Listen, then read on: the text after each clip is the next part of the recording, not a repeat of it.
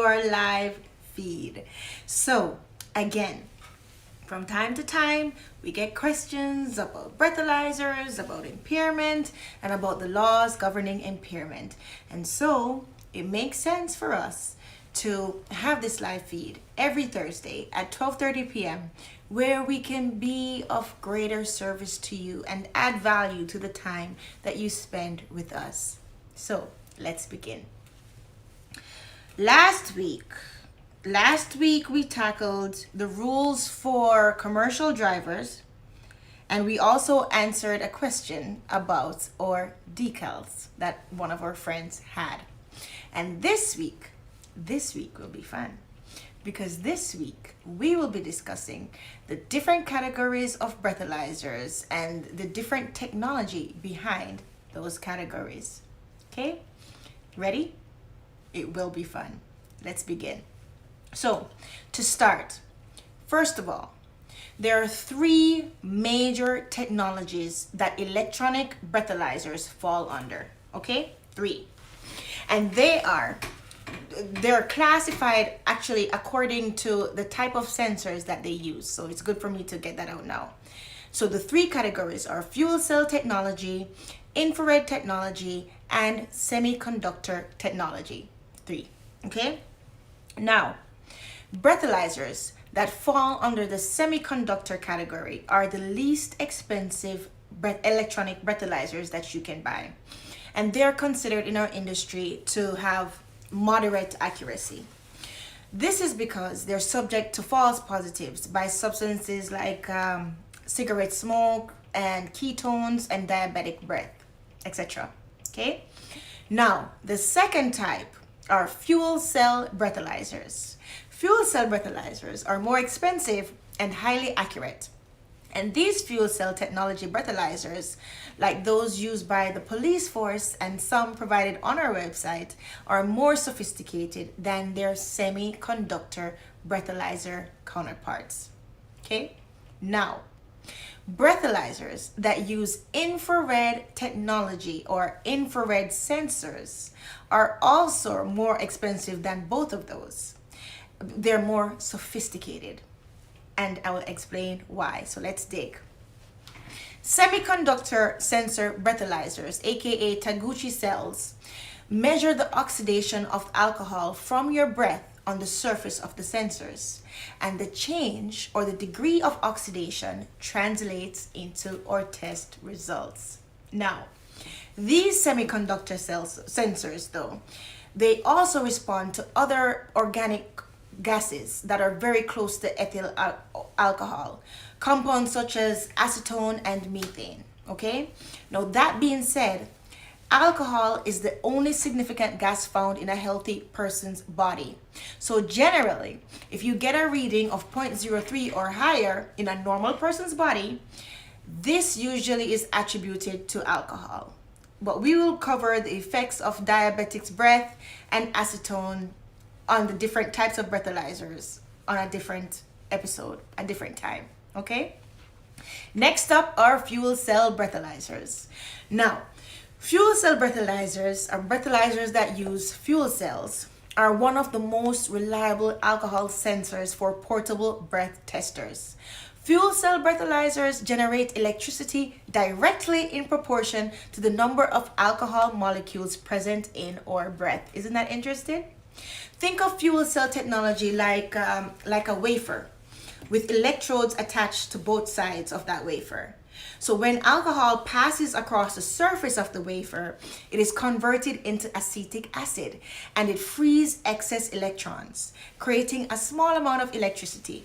And the amount of electricity generated is in direct proportion to the amount of alcohol molecules present in our breath. Now, fuel cell technology breathalyzers are more expensive than semiconductor sensor breathalyzers, as I've said before.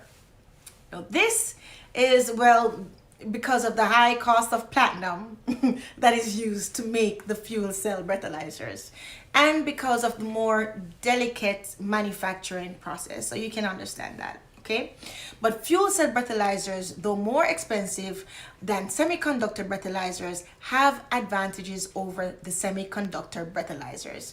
And this is the fuel cell breathalyzers do not react to acetone. They respond to alcohol. So they're ideal for detecting very low levels of alcohol. They can even detect 0.01% of breath alcohol levels. Yeah. Next up, infrared sensors. Now, these breathalyzers with infrared absorption technology are termed evidential breathalyzers, and I think you can guess why. They're completely different than the semiconductor and fuel cell technology breath testers, and I'll tell you why. Okay, infrared sensor breathalyzers, they work like this. They measure the changes in energy and wavelength produced when the infrared chamber is exposed to the alcohol vapor. Wow, that was a nice accidental rhyme. Okay, anyhow, again. They measure the changes in energy and wavelength produced when the infrared chamber is exposed to the alcohol vapor from our breath that we blow into it. And this measurement of energy and wavelength that was caused by the alcohol molecules being blown into the chamber, they're then compared with the ambient values measured in the absence of alcohol. So, this is why infrared technology breathalyzers are so very precise and are often relied upon for forensic or evidential testing. So, as you may have gathered by now, both fuel cell and semiconductor breathalyzers rely on chemical reactions. They both oxidize the alcohol vapor in electrochemical reactions. Infrared breathalyzers, however, do not interact with the alcohol molecules found in the breath sample, but instead it measures the effect of the alcohol molecules on the infrared beam. This is why with infrared breathalyzer testing, same thing.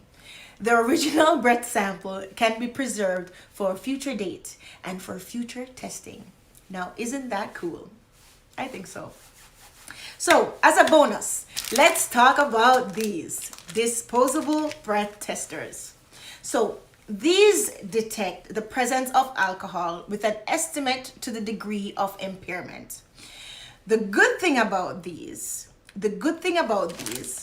are they're less likely to produce a false positive result like the semiconductor technology breathalyzers. This is because they are based on chemical reactions that is highly selective to alcohol and less sensitive to other side gases, like we discussed before. And another reason is they're more sanitary. They're more sanitary way to test yourself because they're single use and they're disposable.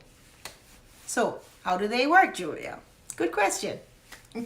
The ethyl alcohol in our blood, when it's exhaled in our breath, when it escapes our body through our lung tissue, as you know already, the ethyl alcohol is detected by the color changing crystals, which, by the way, are extremely sensitive. So when we blow into those tubes, the highly sensitive crystals interact with the breath vapor, and the crystals then change color in proportion with the alcohol concentration in our bodies.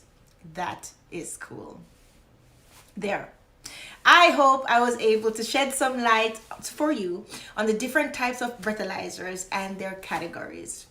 But hey, please still feel free to contact me if you need help choosing the best breathalyzer for you. Okay? Thanks again for hanging out with me as usual.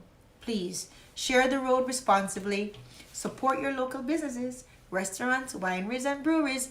Buy directly from them. Most of them deliver, I'm pretty sure. Tune in tomorrow for our weekly Friday Fun Facts. Yay! And remember our golden rule.